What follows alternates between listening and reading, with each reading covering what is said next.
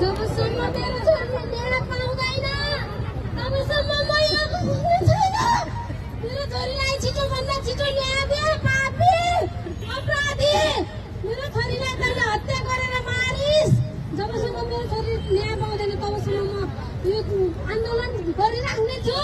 हत्याराको घरमा जान्छु, म स्कुलमा पनि जान्छु, मलाई जीवनका पनि लगा। म जबसम्म मेरो छोरी न्याय पाउँदैन तबसम्म म लडिराख्छु।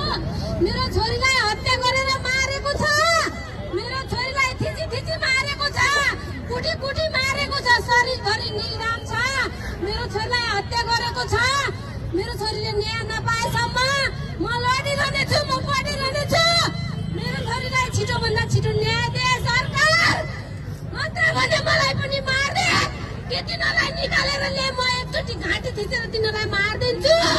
के तिनीहरूलाई कडाभन्दा कडा कानुनी कारबाही गर। We want justice! We want Justice! We want Justice! We want Justice! हत्यारालाई कारबाही गर! कारबाही गर! हत्यारालाई कारबाही गर! कारबाही गर! We want Justice! We want Justice! एकछिन हामी आवेगमा छौँ, हामी संवेदनशील पनि छौँ। नितान्त यो प्रेम चोकमा हामी जम्मा छौँ। यो अनिसा विज्ञको